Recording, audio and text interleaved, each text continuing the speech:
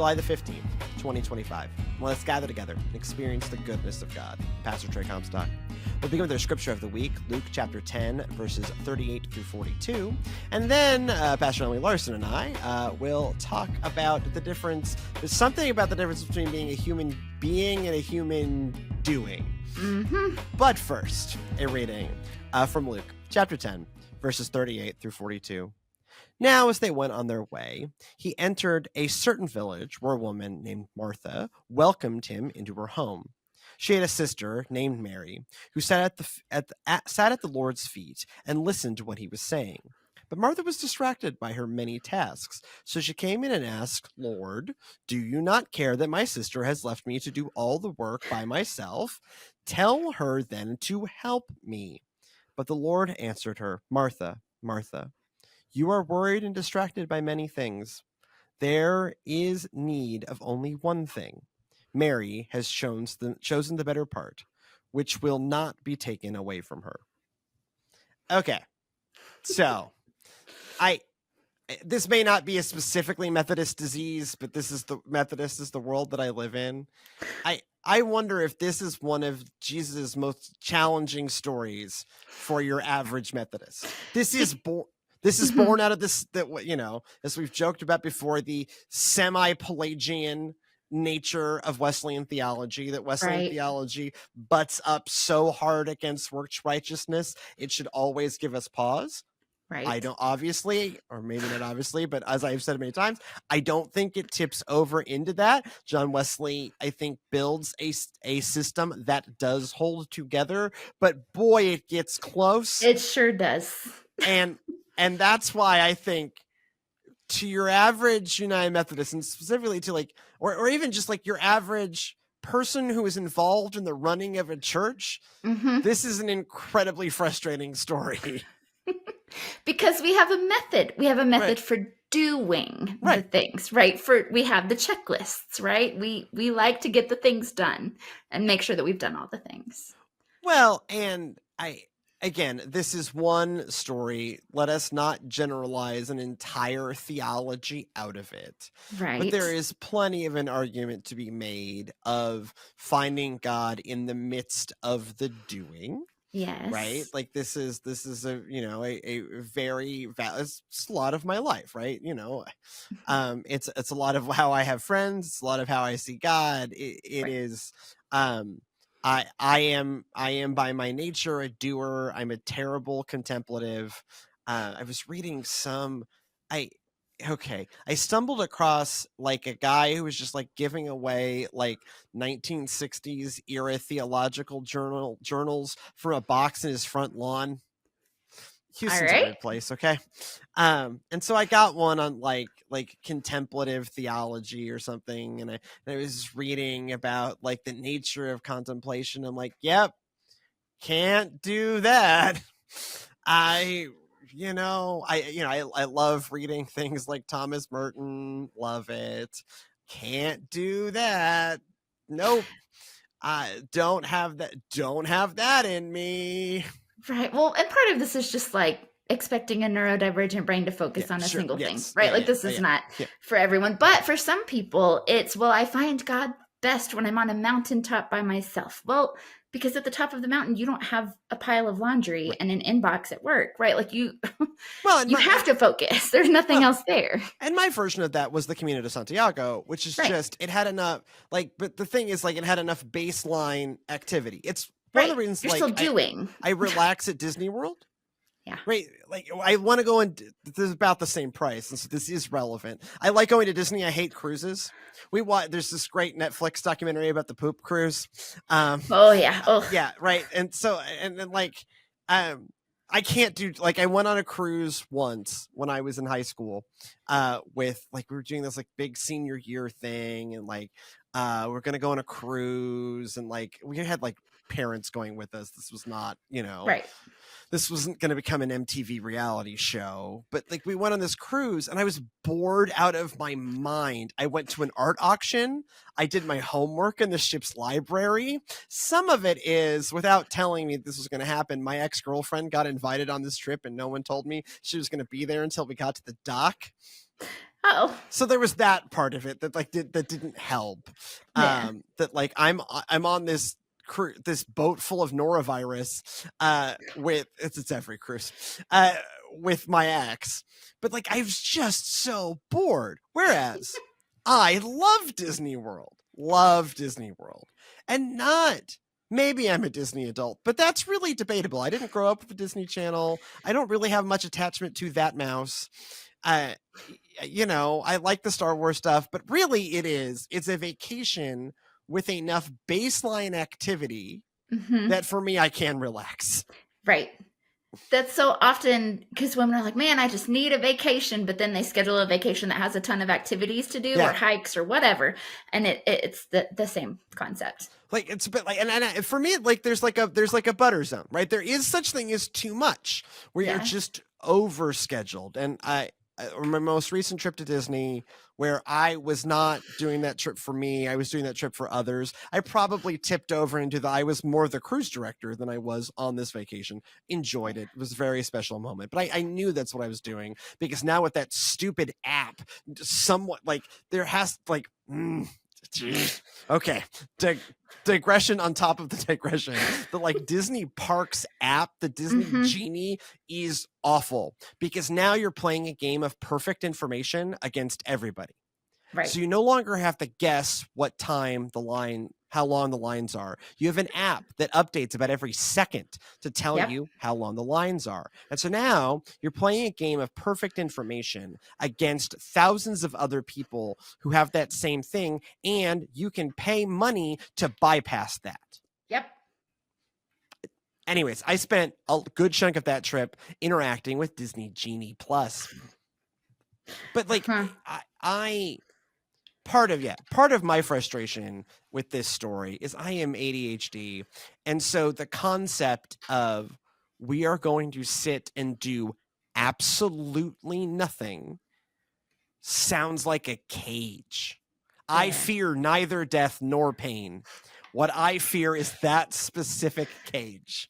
And so, but to the like point of it, for me, there is a butter zone of we have and the Camino de Santiago is that butter zone, or Disney World is that butter zone. We're like, okay, there is enough baseline activity that I am not wanting to chew on the furniture or create a revolutionary union out of the kitchen staff.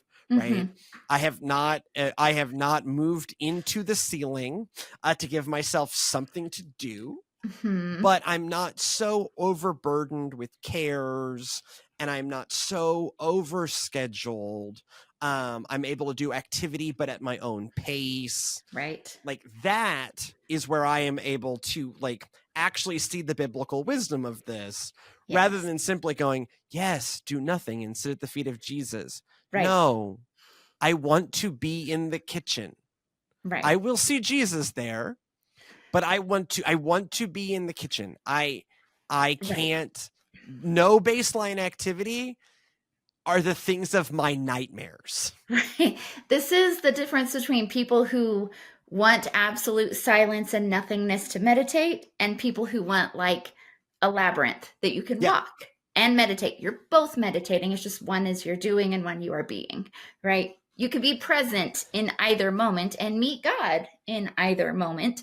But it's your own specific mindset that gets you there, not the actual activity or inactivity. Right. And I think that is, it gets at, to look at the scripture in this lens, like it gets at not just like one was doing a lot and one was just sitting and chilling with Jesus. Right. Like it gets more at the motivation. As we see plenty of scenes where all kinds of people are doing all kinds of things. Disciples be doing a lot could be the alternative title for the, Acts of the Apostles. Is the Acts of the Apostles, right? Literally, what are they doing? What are the apostles doing a lot. Yep. Paul be doing a lot. Paul be writing a lot. Yes. So it's not, but it gets at motivation, and it gets at, I think, the wisdom in it, at least for me, as not someone who's just gonna be like, and that's why I should be allowed to do nothing. I don't want to be allowed to do nothing. Right. I that's not helpful. Yes. Is the wisdom is like having the mental space to understand what really matters in this moment, and how connecting to Jesus, connecting straight to God, and carving out that space for that in your life, yes, is of profound importance.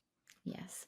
Well, and this is where I saw something recently about, these are all the different kinds of marriages you'll have in your life, and hopefully it's all to the same person. They evolve over time. Right, because your marriage will evolve over time. You're newlyweds. This is, you have all the time in the world for each other. You're brand new parents. Oh my gosh, you have to survive this time together, and every moment you have together is precious, all the way to, the kids are out, and then your marriage changes again because now you have all of this time and none of the activity that you had before, so you learn how to be together again. But it's the same with your relationship with God, that you can have different seasons and different phases. Sometimes you may need to go to the mountaintop. You may have to get out of your regular life and truly work hard to seek those quiet moments of nothingness, of inactivity, to sit at the feet of Jesus like Mary did.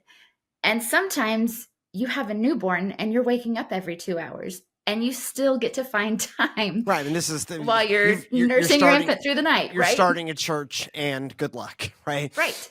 Exactly. Or you walk in and the church is on fire, and you have to figure it out. But yes.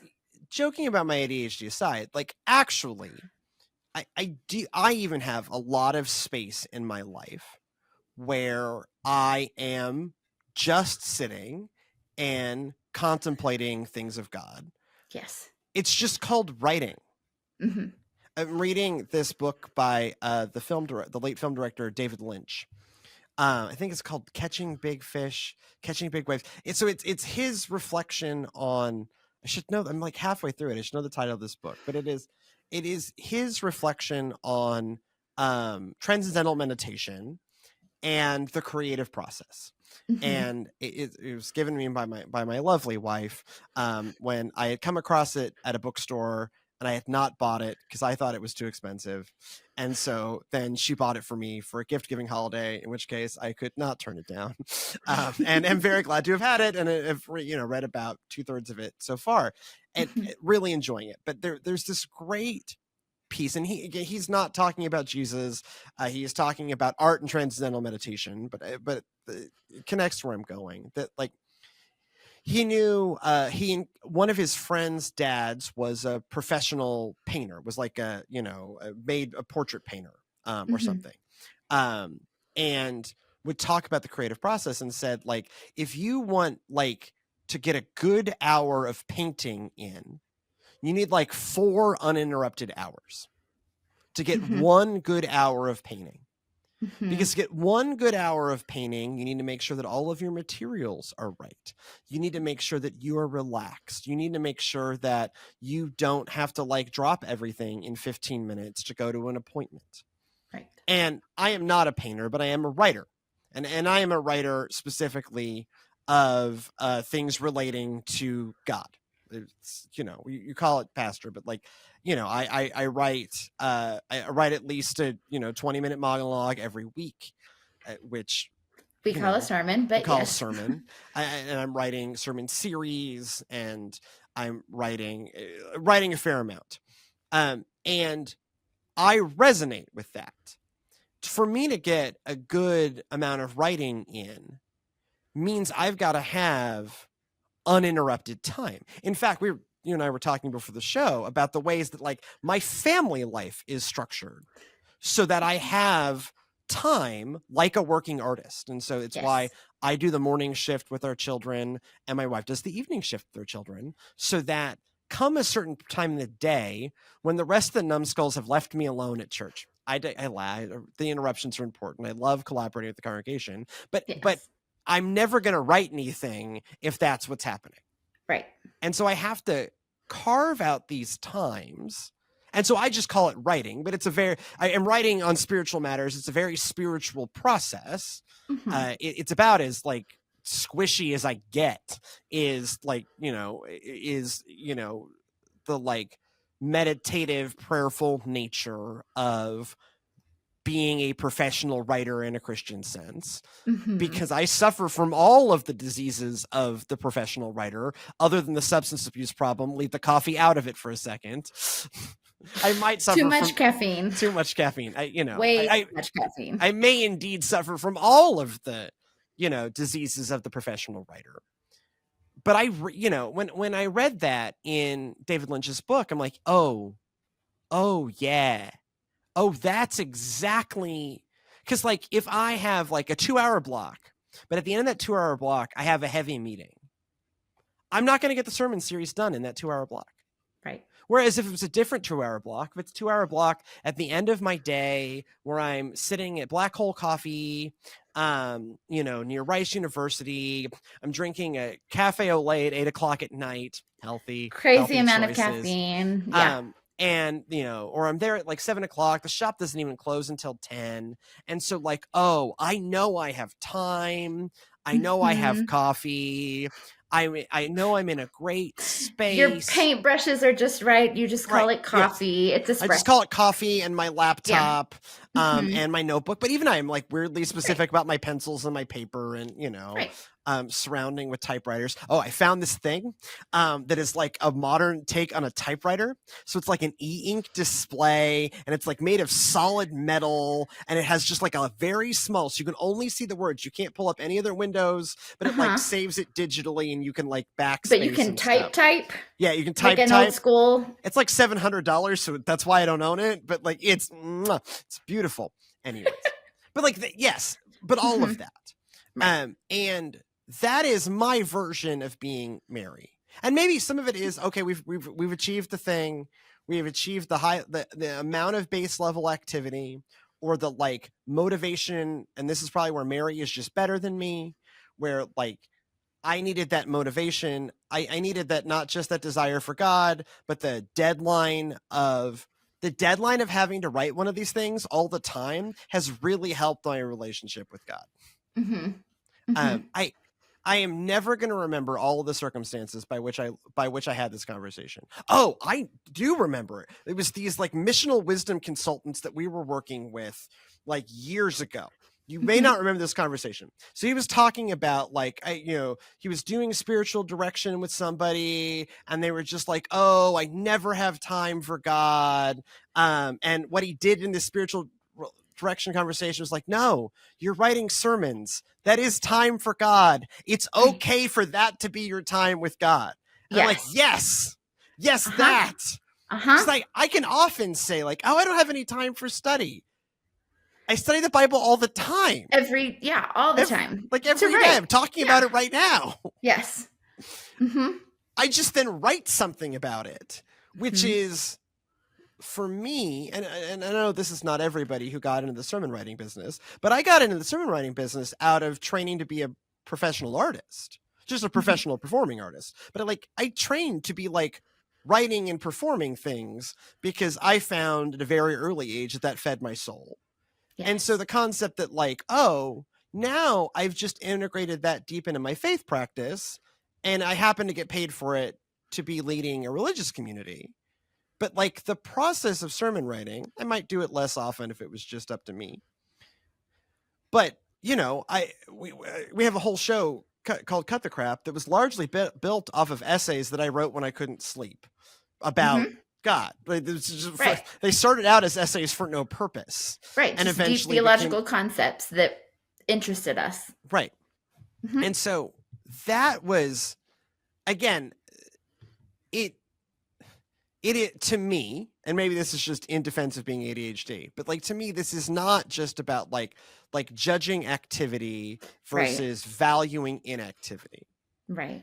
But it is valuing that like really intentional space for God and reminding us that there's more to this reality than the never-ending string of the mundane responsibility. Right.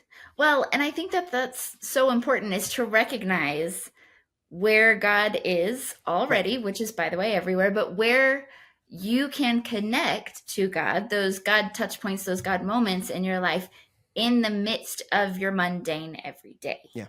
Right. It's not just, I'm going to wake up 2 hours early so that I can have my devotional time. Right. So I can read. And if that works for you, awesome. Right. Yes. But for the person who that doesn't work for, that's okay. But look for the things that will work for you so that you can find connection with God. That is what Jesus is telling Martha here, is Mary has found a way to connect with me.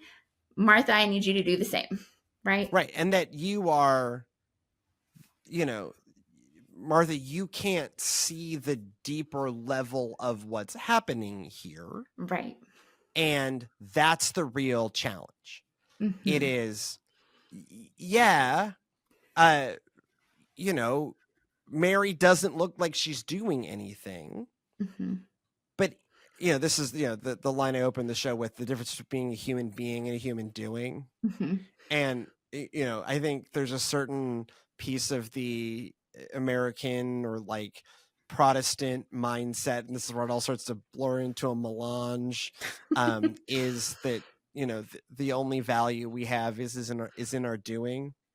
Or in our producing something. The classic example of this is you're at a dinner party or a cocktail party or, your kid's soccer game. And like, what is the first thing you ask somebody you don't know? You ask them, what do they do for a living? What do you do for a living? What do you do for a living? And this is just like, and we all do it because, in our conception of the nature of human life, it's a very natural question. It's not even it's not an ugly question, but it is a really revealing question of what we think of as the most important aspects of a person. We don't ask what do you love to do? Right. What are your interests? Right. What do you love? We often just go to that really mundane. Hey, what do you do? What do you do for a living? I would argue this bleeds over into a lot of things about our value of how we value people. We tend to societally value people in their doing, not in their being. Right. Which starts to borderline feel unbiblical. But it is this we are really, and obviously me included, really wrapped up in this concept of producing and productivity, and our value comes from what we can do, what we can produce. We are not just who you are as a human being. Right. Millennials, we turn every hobby into a business. Yep. Well done. It's now a side hustle. Congratulations. A side hustle, as we are on our side hustle right now, as we are doing, this thing that started out as, anyways, it's a problem. Yeah. But we are, and I think societally, we bear the consequences of that. The amount of stress, the amount of, mental health crisis, the amount, we're all just we are all trapped in a world of being human doings. And this scripture is one of those pieces that's a call back to being human beings. Right. Well, and placing the value back on that. Yeah. I don't know. I think of the stay-at-home mom a lot when I look at this, because there's always the never-ending to-do list, but also it's the most undervalued job in the planet almost. Well, right. Maybe next to teachers. No, teachers at least show up as economic value. Yes. Right. Yeah. So the labor of stay-at-home spouses, of stay-at-home parents, right, is all of this labor that, because it does not contribute to gross domestic product in any way, just like doesn't show up as work. And yet it's, it's tremendously exhausting and tremendously important and all of the above. But because it doesn't count towards this very specific metric, produce an income. It doesn't produce an income. Yep. Well, and there are days when, the other day I was thinking about this. I was at home and I was sick, and Tim came home at the end of the day and was, "What did you do today?" I said, "I kept tiny humans alive, and that is about it." Yeah. And they've eaten. That's all I got done today. And he's like, "All right, good job." I'm like, "Okay." Right. Oh, yeah. Again, it's right. Like, this is the only thing I could accomplish today. I apologize. But like, he was like, "You don't have to apologize." Right. Like, this is still work. I'm like, okay.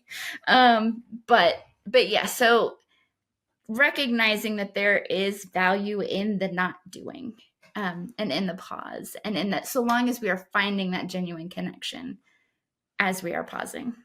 Well, this is also something that touches on a thing we've talked about before, of to be really skeptical of some of the ways that we are drawn into being human doings, specifically as like content consumers.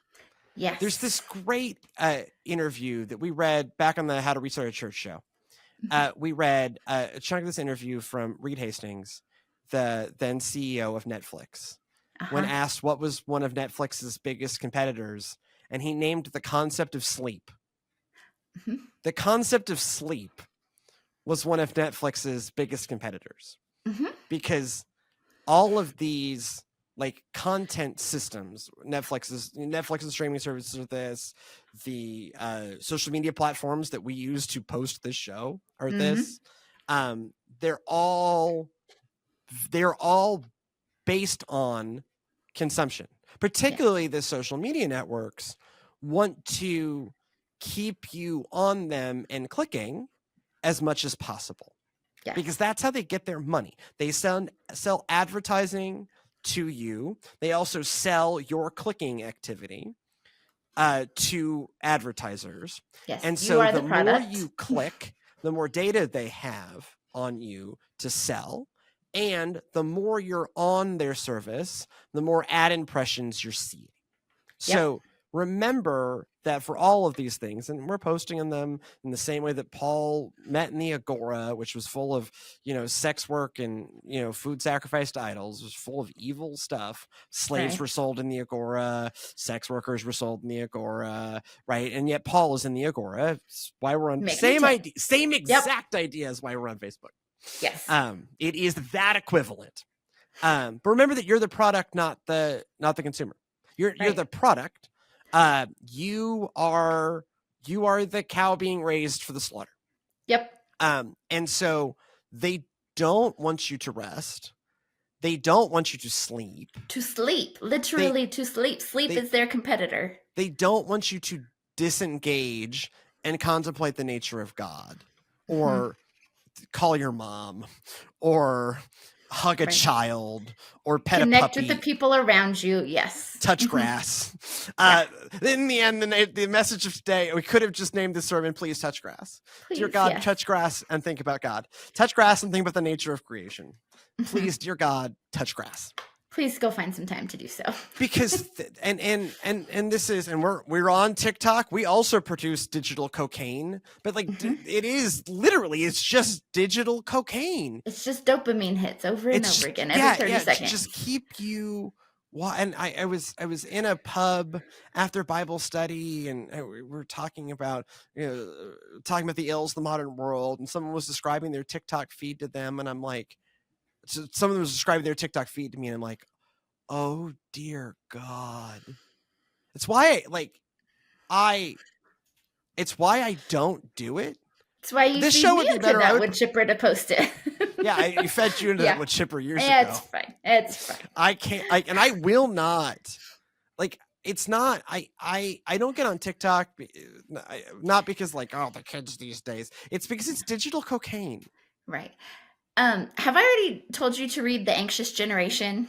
Yes. I know. Yeah, I am familiar with this book as well. Yes. So the mental collapse is what they're calling it, because of this digital cocaine, because of this lack of real connection, um, because of the digital age that we're in. And so I saw recently a study where a therapist, a child therapist, had said, there's absolutely no way I'm giving my child a phone. But they wanted to connect with their friends, right? They wanted to be able to call their friends, get together for play dates. She said, I'll put in a landline. Called all of her friends' really parents and said, please put in landlines. Let's bring this back. And so the kids are now calling on old school corded, connected to the wall landlines. They're like preteens, you know. Preteens but it's a whole group 90s. Of them. Yeah. Like we were. Like this is our generational stuff. But they have noticed like greater connection, better, relationship with their peers, with their parents, more respect, able to dialogue with real people, able to go outside and touch grass without a panic attack. And so just looking at what that's doing to our society as a whole, but this therapist is, I'm about to call on my friend's kids' parents and say, let's just put in landlines. Let's just go back.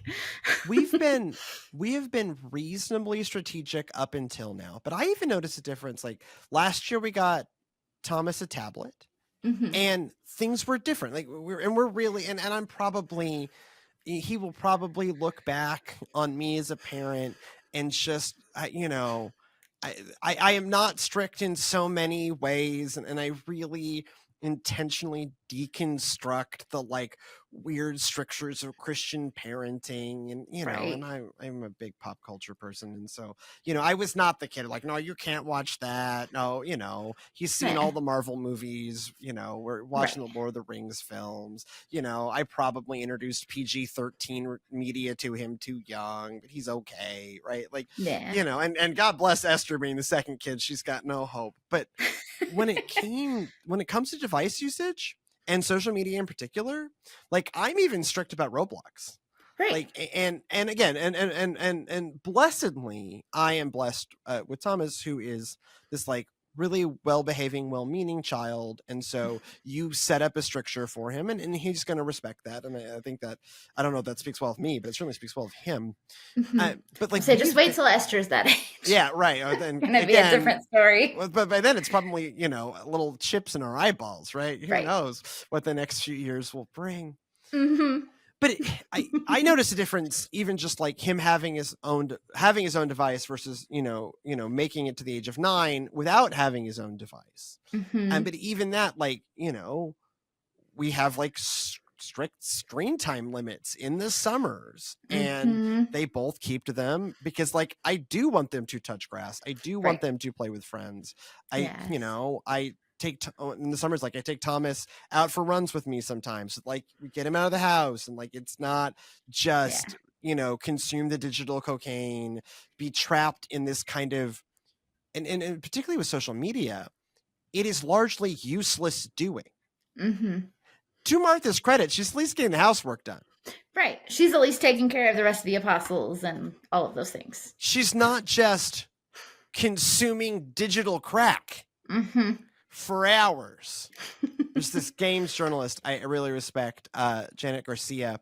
She's on the Remap Radio podcast, and she will talk about like, and she's being really honest. She's being slightly comedically honest, but she'll be like, like I think about all these great games I could be playing, and then I just get on TikTok for 3 hours. And like the time passes, and she's talking sarcastically about herself. Like the time passes, but like did I do anything? Right. Exactly. No. And so that's like, to me, and that's not a piece that's like relevant nearly, like doesn't exist in the first century. Right. I think that's another piece that this scripture should pull us into, is like, what is the purpose of our doing? And also like, who is making us do the things that we are doing? Even if we are trapped in this like cycle of must be doing, which this scripture calls on us to break. Yeah. At least Martha was doing the housework, not providing data to ByteDance about the interests of Americans. And that's just what I've just described sarcastically is literally what you are doing when you're on TikTok. Actually true. Or on Instagram, like telling Mark Zuckerberg what people, modern humans, think look good. That's what you're really doing. We're the product. We're the product. It's people. People. It is people. Come see the violence in the system. You're being repressed. You're the product. Yep. This is a Soylent Green joke from a relatively obscure B-tier horror movie, sci-fi horror movie the only thing we know. But like the joke about Soylent Green is that spoilers for this movie is that it's made of people. Mm-hmm. Facebook is literally it's people. It's people, and we're consuming it. But we're not consuming it. We're producing it. We're producing it. we have given away everything about ourselves to look at optimistically, to look at pictures of our exes as they go through major life changes and age transitions. And funny cat videos. Yep. Not to mention all the other terrible things that you can find out there. But like, we remember, even as you were watching this on one of these platforms, right? Yep. Great. Hi, Mark. Hi. Hi. It's good to see you again. We haven't talked lately because we don't do How to Restart a Church anymore. We talked to you way more on that show. But remember that you are being used to build multi-trillion-dollar companies are being built on the back of your labor, and you're not getting much for it. Right. And Mark Zuckerberg is worth tens of billions of dollars. So unplug. When this podcast finishes, unplug, finish the show, but then unplug, go outside, make real connection, make time for Jesus.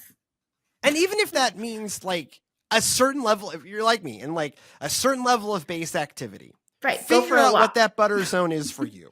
Mm-hmm. Because for me, it is not nothing, right? It is not no activity. Mm-hmm. I am going to chew on the furniture. I am a poorly behaved Labrador retriever. We jokingly say it's why I can't work for a big church with like a giant staff, because I would just figure out how to live in the ceiling.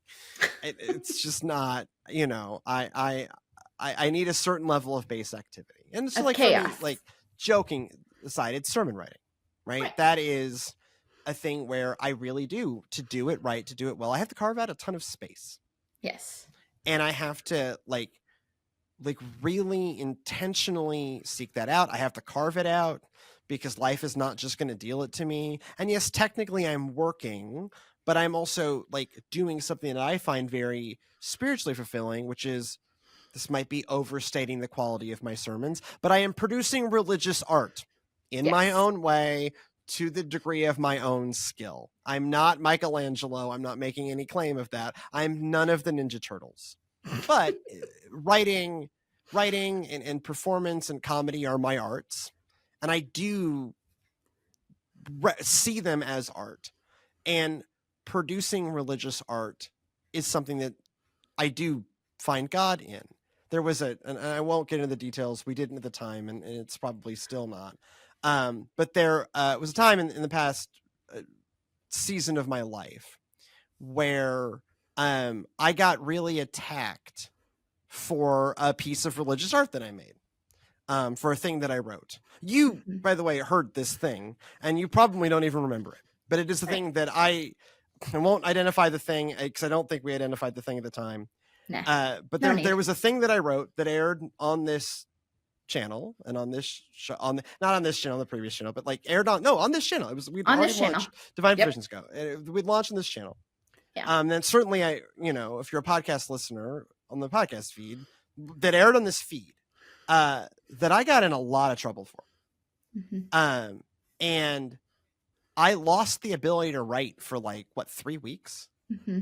Like I just, and my dear friend, Matthew, who's been one of my best friends for coming up on 25 years. No, it's not quite that long. We met when we were 17. However long. Nope. Don't try it. Don't try it. It is almost that long. It's like 21 years. You're which pushing is not like 40. 25. 22. Shoot, I'm 39. You're it's 39 22 years now. ago, which is a lot like 25 actually. Anyways, but like, you know, and I was processing with him, and he talked about like, yeah, it's your art. It's where you find catharsis. It's when you find connection. And so to be attacked by that and have your integrity questioned on that, I get why that really hurts. Like, yeah. So like for me, it really is, again, we can debate the quality of the art that I produce, but I do produce it in an artistic process. And for me, that's the spiritual discipline, where my life can look a little more like Mary when my normal existence looks a heck of a lot like Martha's. Like Martha's. Yeah. As do we all. If you have thoughts on the nature of modern life, if you thought we were going to be talking a lot about social media on this, right, or if you have thoughts on social media, I respond to us on social media. It is the Agora. I make no morally, I will never make a defense of these people. We're here because it's where the world is, and we live in a fallen world, and the world is fallen on Facebook too. Just remember, you're the product. If you have thoughts on any of this, email us via Gmail, which is another free product where they are selling advertising against your emails. The Goodness of God Pod at gmail.com. That is the Goodness of God Pod at gmail.com. We're the Divine Provisions Co., and we need your help because we are not selling your data. We really are just giving this to you for free. You know, we fundraise or pay. Currently, we don't take advertising. I am open to taking advertising. It's just not a thing that's happened for us yet. But we are not selling your data. This really is just a thing we do as ministry. And so we need your help. If you get value out of the show, we humbly ask that you return some value back so that we can make this show even more sustainable. You can like, comment, subscribe, share, leave us 5-star reviews in Apple Podcast. All of that pays the evil gods to allow this show to rise in their evil algorithm. It is evil. It is also it is also just the world. You can also give us money directly. You can go to divineprovisions.co and click the donate button. If you want more of what we do on any of the digital cocaine platforms, we're on a lot of them, just not the one owned by Elon. We are on Blue Sky, TikTok, Instagram, Facebook, YouTube. So that's 2 products owned by Meta, 1 product owned by Alphabet. All of it is at Divine Provisions Co. And our website is divineprovisions.co. Go in peace to love and serve the Lord. Go out, touch grass, and we'll see you next time.